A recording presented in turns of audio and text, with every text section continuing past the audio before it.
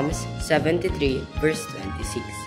My flesh and my heart may fail, but God is the strength of my heart and my portion forever. Psalms 73 verse 26.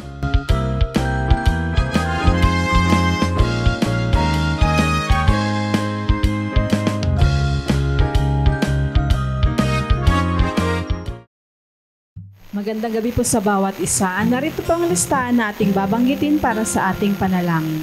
Pastora Stella Jeronimo, Pastor Ted Ribo and Family, Pastor Nael Tongka and Family, Pastor Jerry Dalagi, Pastor Ron and Sister Leonie, Reynosa Family, Pastor June Jeronimo and Family, Pastor Samuel Montiagodo, Nana Nemen, Sister Neneng, Sister Blancy, Baby Muding Mijares and Family, Sister Judith, Brother Chris and Brother NC, Sister Jenaline Catrina Consap and Kyle Valiente, Marinas Family, Sister Christina and Sister Jessica Yamsuan, Sister Edna and Sister Abigail Marquez, Buatis Bartolome Family, Nana Yoli and Family, Pastor Larry and Sister Glenda Pontillas, Carizo Family, Brother Ronald Benaventura and Family, Sister Raquel Benaventura, Brother Jojo, Sister Marivic and Sister Neche Ijiran, Sister Tricia, Trixie and Kristen Larisma, Sister Isang Constantino, Cabales Family, Brother Rod, Sister Ana and Sister Praise de los Santos, Sister Chera Arzala,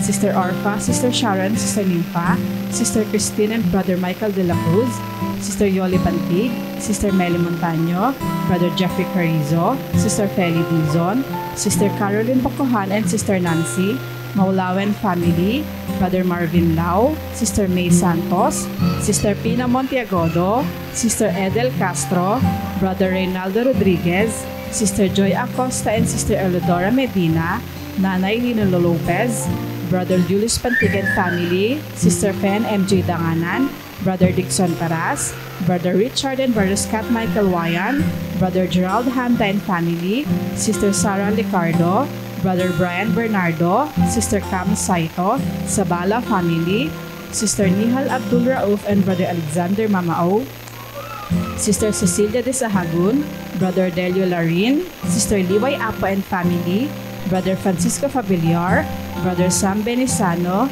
Sister Baby Orsabia and Sister Belen, Brother Jerry Lazaro and Family, Sister Zaya Callejo, Brother Vic Gutierrez and Family, Brother Francisco Senon, Baby Gavin Manzulim, Sister Lani Ramos, Sister Janet Abuel, Sister Hilary Ann Abuel, Baby Julian Chris Alfante, Sister Crescencia Ramos Rico, Nanay Gloria, Pastor Hener Ado, Brother Richard Elima, Brother Michael Tailo, Brother Ishmael and Brother Joaquin Ong, Baby Penelope Jane Leoncio, Brother Juanito Ramos, Sister Joanne May Ragusante, Brother Paul Anthony Gutierrez and Family, Sister Filomena Tugade, Sister Madeline Napalang, Sister Mary Beth Balahadia, Brother Leo Garcia, Sister Julia Micaela Domingiano, Brother Jonathan Binuya, Sister Susan Lopez, Atty. Carlos Borja Jr., Sister Aida Cruz de Leon, Brother Reynaldo Moreno and Family,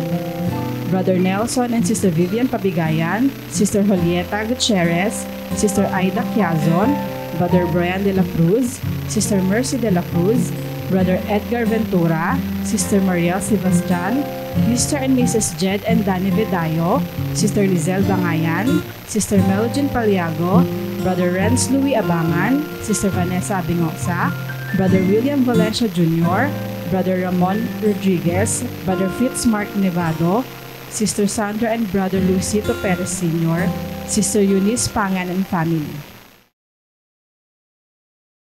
Magandang gabi po sa inyo, mga minamahal kong mga kapatid sa Iglesia ng Fiel, at gayon din po sa inyo, mga kapatid sa Pasuntamo. At gayon din po sa lahat ng nakikibahagi sa gawaing ito. Tayo po ay magpapatuloy sa ating panalanginan, at muli ay magbabahagi ako sa inyo ng salita ng Panginoon. Ito po ay mababasa natin sa 1 Pedro 5:6 hanggang 7. Ganito po ang sinasabi: kaya't kayo magpakababa sa ilalim ng makapangyarihang kamay ng Diyos upang kayo'y kanyang itaas sa kapanahunan. Sa verse 7, na inyong ilagak sa Kanya ang lahat ng inyong kabalisahan sapagkat kayo'y ipinagmamalasakit niya. Kaya nga po ang ating paksa ngayon ay yung salitang kayo'y ipinagmamalasakit niya. O kundi kaya ay tayo na mga anak ng Diyos ay ipinagmamalasakit niya. Kaya nga sabi, dito po sa verse 6, magpakababa tayo sa ilalim ng kanyang makapangyarihang mga kamay at tayo'y kanyang itataas sa kapanahunan. Nang ibig sabihin, sa makapangyarihang kamay ng Panginoon, yun po ang gumagawa sa buhay natin. At siya po ang katugunan sa lahat ng ating ikabubuhay. Ang gusto lang ng Panginoon, magpakababa tayo sa ilalim ng kanyang makapangyarihang kamay. Ang ibig sabihin, ipasakop natin ang ating kalooban sa Panginoon, sapagkat ang makapangyarihang kamay ng Panginoon ang siya ring katugunan na lahat ng ating mga pangailangan. Kaya nga ang itinuturo dito ay magpakababa tayo. Dahil sa makapangyarihang kamay ng Panginoon, ang lahat, Panginoon, ay mayroong pangyayari upang tayo'y abutin at tulungan sa ating mga pangailangan.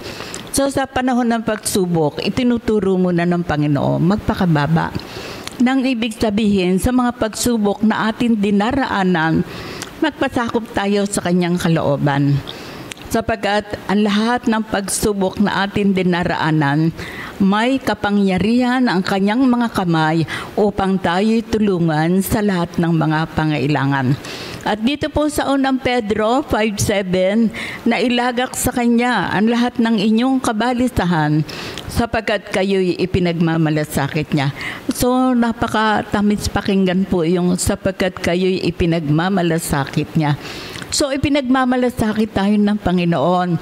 Itinuturo lang ng Panginoon sa atin na ilagak natin sa Kanya ang lahat ng bagay na nakababalisa. Nakababalisang kahirapan, nakababalisang karamdaman, nakababalisang mga pagsubok sa buhay. Pero ang itinuturo niya sa atin ay ipagkatiwala natin sa Kanya ang lahat ng kabalisahan sapagkat tayo'y ipinagmamalasakit niya. Kaya nga mga kapatid, ang mga salitang ito na ibinahagi ko sa inyo, ito po ay may bisat kapangyarihan dahil ang kamay ng Panginoon na makapangyarihan, ito po ang gagawa at tutulong sa lahat ng ating mga pangailangan. At inuulit ko po, sabi nga sa unang Pedro 5:7, ilagak natin sa Kanya ang lahat ng ating kabalisahan.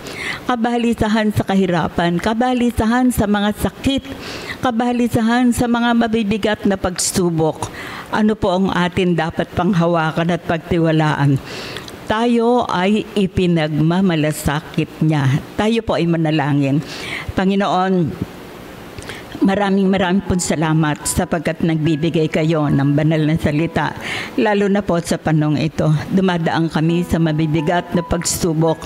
Ngunit salamat makapangyarihan ng inyong mga kamay na tutulong sa amin, magbibigay ng katugunan ng lahat ng aming mga pangailangan. Kaya Ama, ang aking dalangin, tulungan niyo kaming magpakababa sa ilalim ng inyong makapangyarihang kamay. Sapagkat ang makapangyarihang kamay ninyo ang siya ring katugunan na lahat ng aming mga pangailangan. At aking dinadalangin din, dagdagan niyo pa kami ng pananampalataya upang ang lahat ng kabalisahan sa aming buhay ay matutuhan naming ilagak, ipagkatiwala sa inyo. Ama, lahat po na may sakit, patuloy ko pong inilalapit sa inyo ang aming kapatid na Mona. Ang mga doktor na gagamot sa kanya ay bigyan nyo ng karunungan. Ang mga gamot na kanyang iinumin at gagamitin ay basbasan po ninyo upang magkaroon ng kapangyarihan sa kanyang kagalingan, sa kanyang ikagiginawa, sa kanyang ikalalakas. At umaasa kami na kaming magkakapatid ay inyong dadagdagan ng aming pananampalataya na sa oras na ito'y magkaisa kaming magtiwala na ipinagmamalasakit nyo ang kapatid namin na aming dinadalangin, ang kapatid na mga Gail, sapagkat siya'y inyong lingkod na inyong minamahal at inyo po siyang patuloy na iingatan sapagkat ang aming pag-asa ay nasa inyo. Mga kapatid na mayroong ding mga kahirapan sa buhay, abutin niyo po, Ama, sapagkat nasa inyong kamay ang kaginhawahan, kasaganaan. Mga kapatid namin, maging sa Iglesia ng Pasuntamo, sa kahirapan ay abutin nyo. Ang pananampalataya namin ay inyong dagdagan at umaasa kaming magdadala kayo ng kagaling at kagamutan sa lahat ng may sakit at lahat, Panginoon, na nasa kagipitan. Ang inyo pa rin makapangyarihang kamay ang inaasahan namin. Ilalagay niyo kami sa kaluwagan, sapagkat kayo na aming Diyos na lumikha ng langit at lupa, makapangyarihan magpakailanman. Ang lahat ng ito, Ama, ay aming hinihingi, ipinagpapasalamat sa pangalan ni Jesus. Amen. Amen.